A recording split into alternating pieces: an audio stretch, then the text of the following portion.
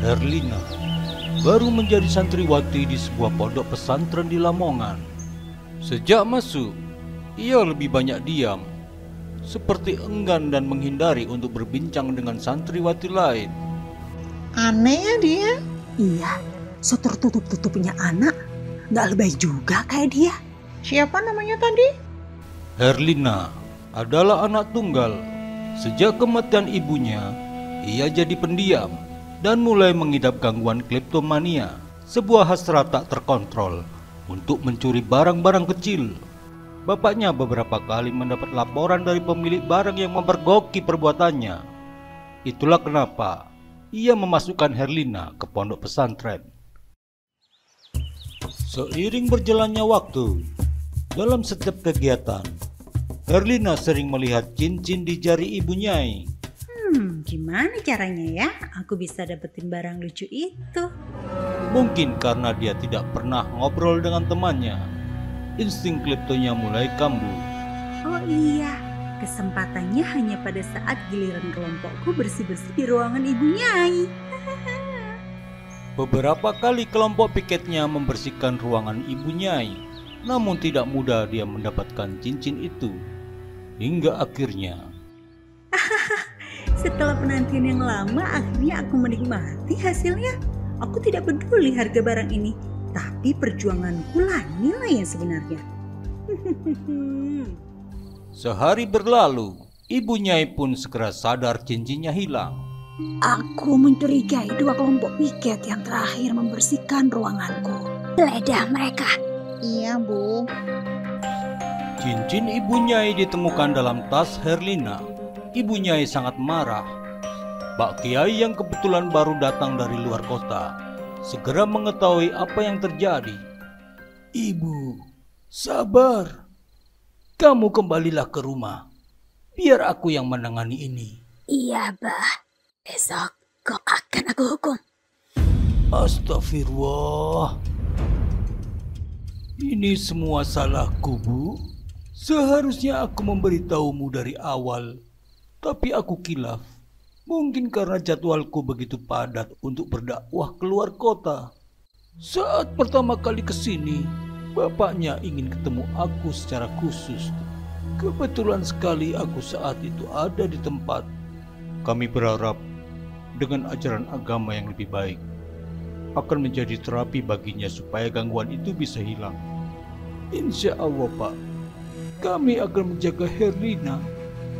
Aku akan mengkoordinasi pengurus ponpes, dan tentang penyakitnya akan kami rahasiakan dari santri lain. Astagfirullah, Bah. Iya, Bah. Aku akan membatalkan hukuman untuk anak itu. Meski begitu, Pak Kiai khawatir peristiwa tadi membuat Herlina merasa tersisih di depan santriwati lain. Dan benar saja, Herlina yang merasa malu. Malam itu melarikan diri dari pesantren, tapi petugas keamanan mempergokinya. Woi, jangan lari! Woi, tunggu! Hati-hati!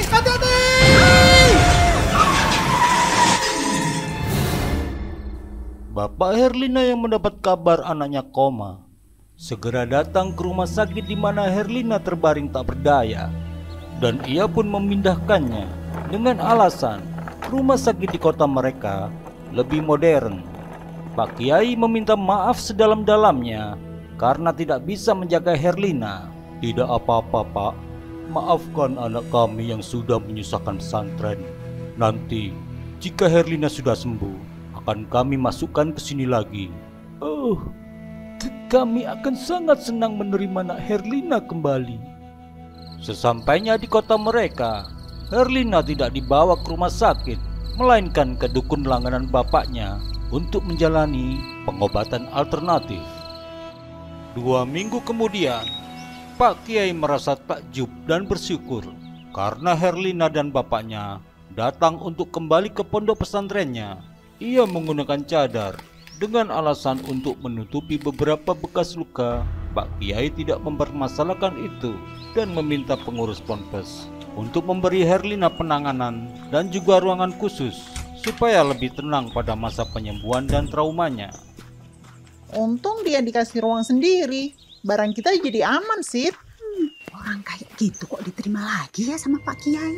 Entahlah. Kamu ngerasa ada yang aneh nggak sih dari dia? Iya, gerakannya aneh. Mungkin belum sembuh total.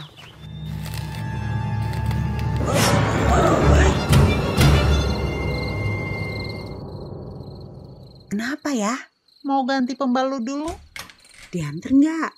Ih, emangnya kamu si penakut? Ye, awas loh, ada.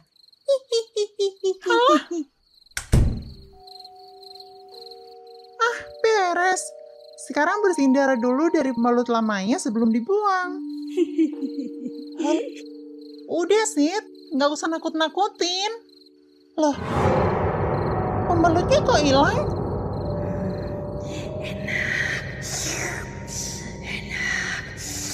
Siti, jangan macam-macam. Kembaliin pembalut lamaku. Siti, kamu ngapain? Astagfirullah.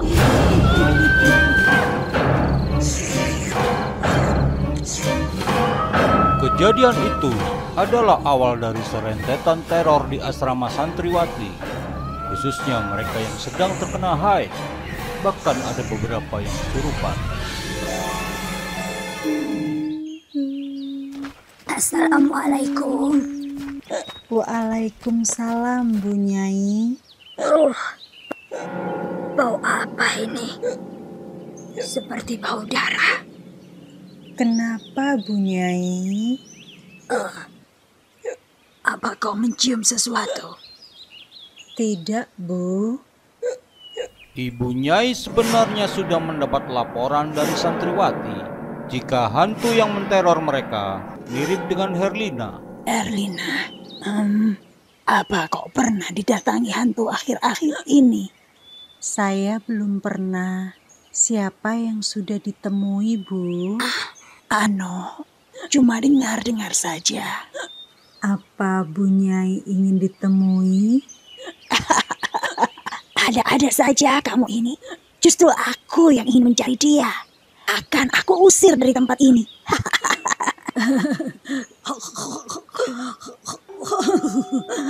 Iya, Bu Nyai. Tidak mungkin dia hantu. Masa siang-siang seperti ini bisa keluar? Dan jelas-jelas dia mengobrol denganku. Bu Nyai. Katanya Bu Nyai mencariku. Aku memang ingin menemuimu untuk membuat perhitungan. Hanya saja aku menunggu waktu saat kau menjadi sombong. Karena kesombongan membuat manusia menjadi lemah. Astagfirullah. Bismillahirrahmanirrahim. Panas! Herlina, minum ini, Bu. Air ini sudah aku doakan. Maaf aku terlambat. Siang tadi saat kau kabari aku tentang teror hantu itu, aku langsung menuju ke sini secepatnya. Iya, Bah. Terima kasih. Dia sudah terluka dan sudah kutandai. Aku bisa merasakan keberadaannya. Bau darah. Ampun, Pak Kiai. Ampuni saya. Herlina, apa yang sebenarnya terjadi? Bismillahirrahmanirrahim. Pak Kiai membaca memori hantu itu. Ia melihat Herlina diobati oleh dukun, tapi nyawanya tak tertolong. Bapaknya yang sudah kehilangan istrinya tidak mau lagi kehilangan anaknya. Ditambah ia sakit hati dan dendam karena merasa diingkari oleh pondok pesantren. Kemudian ia meminta si dukun untuk menghidupkan anaknya kembali dengan memasukkan setan peminum darah ke tubuh Herlina. Innalillahi wa innalillahi raji'un. Itulah kenapa jika siang ia nampak seperti hidup, itu karena kau merasuki tubuhnya. Dan jika malam kau lepas jasad anak itu untuk mencari darah. Di mana Herlina sekarang? Ini saya, Herlina, Pak Kiai. Jangan berdusta. Di mana jasad anak itu? Jika aku katakan Apa kau mau melepaskan aku? Tidak, kau akan kukurung dalam tasbihku ini, supaya kau tidak bisa mengganggu manusia lagi. Aku hanya suruhan. Jika kau ingin membalas dendam, Aku tidak akan dendam dengan manusia.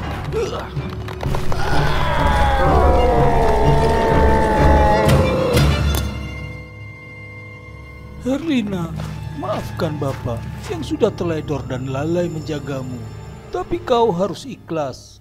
Insya Allah, kamu akan tenang. Sekarang, beri aku petunjuk. Di mana kau berada?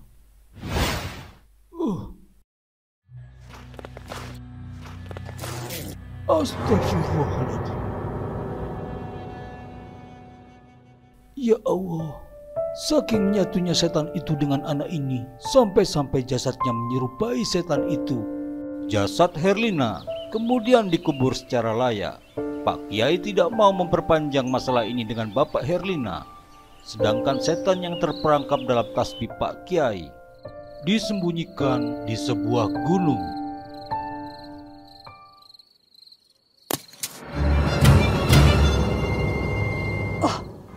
aku kehilangan setan itu. Di mana aku? Kau yang membangkitkan mayat Herlina dengan memasukkan setan itu. Iya. Aku minta kau supaya tidak memakai kemampuanmu untuk kejahatan.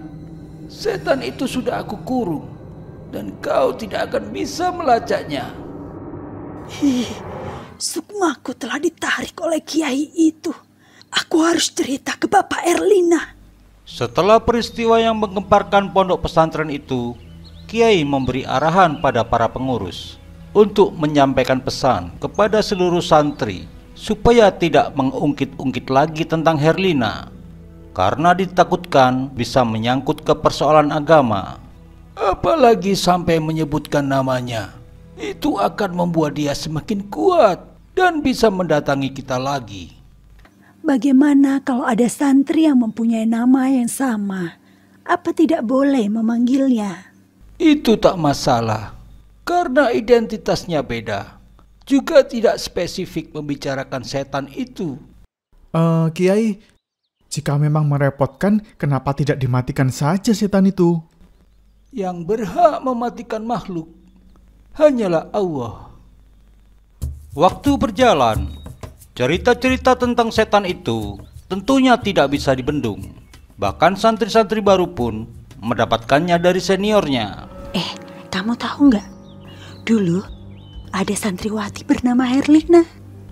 Lalu Herlina menjadi setan. Setan Herlina dipenjara sama Pak Kiai. Bernama Herlina. Herlina menjadi Setan Herlina. Herlina. Setan Herlina. Herlina.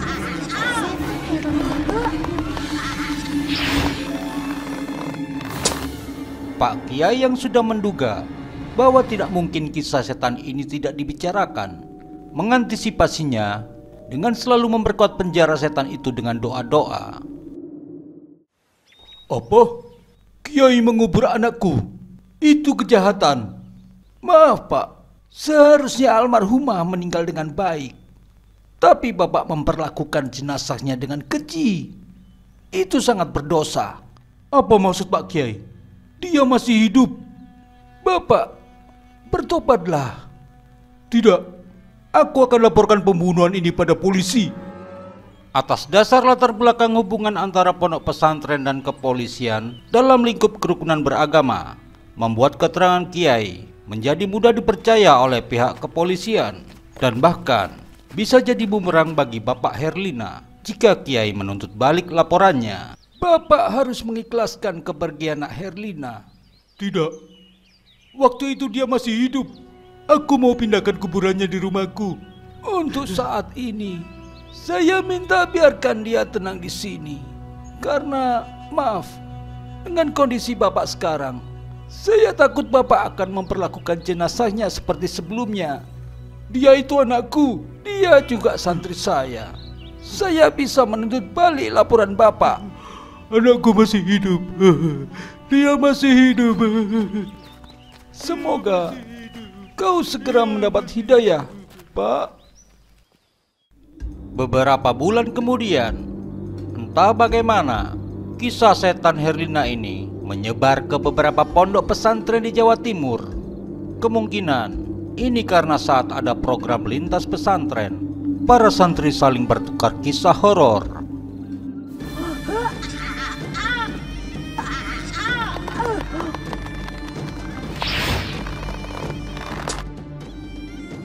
Semakin lama, perontakan setan itu bertambah kuat. Sepertinya semakin banyak yang membicarakannya, Bu. Ini semua di luar kendali kita, Bah. Iya, Bu. Kita harus mulai mengajak ustadz dan ustazah kita untuk membantu memperkuat pertahanan segel itu. Segera akan aku sampaikan. Semoga Allah selalu memberikan kekuatan kepada kita. Amin. Amin. Terima kasih, Bu. Aku berangkat dulu ya. Malam itu, Kiai berangkat keluar kota untuk sebuah urusan. Tapi tak disangka, Kiai terluka parah. Begitu juga dengan yang menabraknya, yang ternyata Bapak Herlina.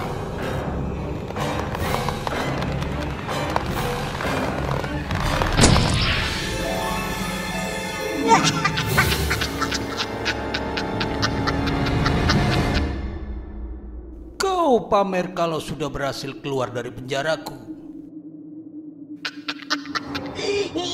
Setan itu langsung mendatangi Kiai. Ia tahu keberadaannya karena jejak energi doanya. Aku juga mau membunuhmu.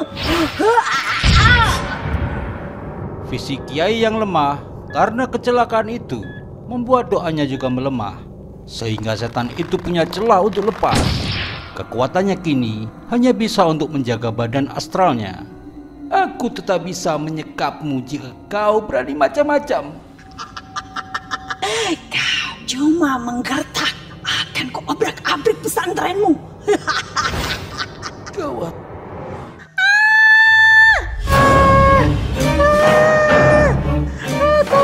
Malam itu, setan Herlina kembali meneror pesantren.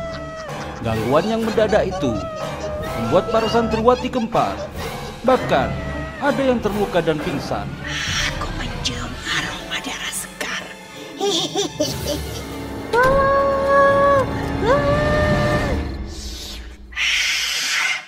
Sekar sekali darah haid ini. Kekuatanku makin bertambah. Para ustadz dan ustazah yang mendengar keributan segera berhamburan untuk menolong mereka.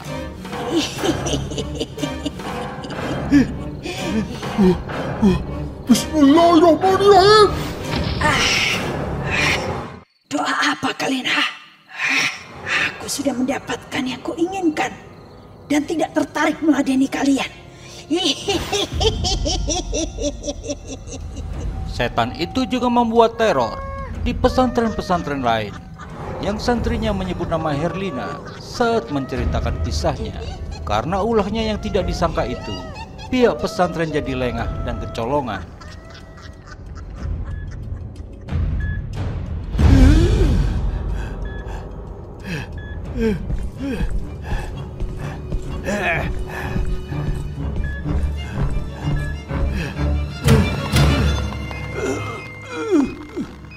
Caramu licik sekali. Aku memang tidak bisa menyerang tubuh astralmu, tapi tidak dengan tubuh fisikmu. Bismillahirrahmanirrahim. Seranganmu tidak akan mempan. Selain fisikmu semakin lemah, juga karena aku kini ada dalam jasad manusia yang terikat perjanjian denganku. Sewaktu setan itu dimasukkan tubuh Herlina, sebenarnya Herlina masih sekarat. Di situ ada perjanjian bahwa jasad Herlina akan menjadi miliknya, dan sebagai jaminannya adalah Bapak Herlina sendiri. Sehingga saat tali perjanjiannya diputus oleh Kiai dan Herlina juga akhirnya meninggal, ia kemudian mengambil tubuh Bapak Herlina. La ilaha illallah. La ilaha.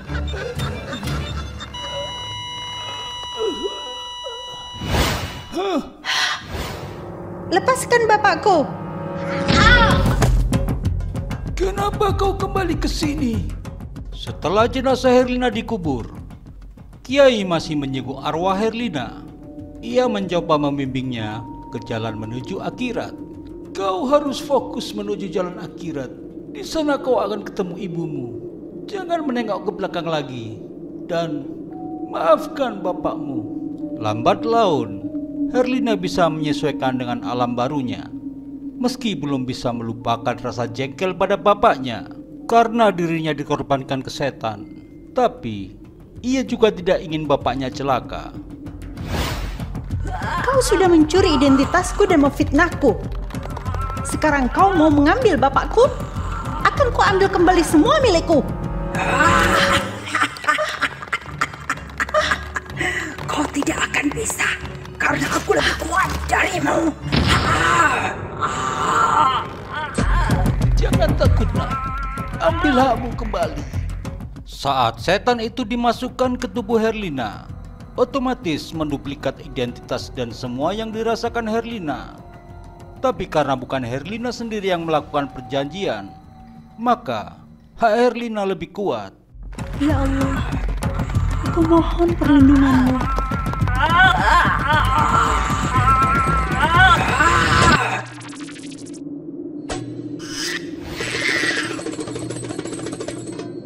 Waktu berjalan, arwah Herlina memutuskan untuk tinggal di bumi.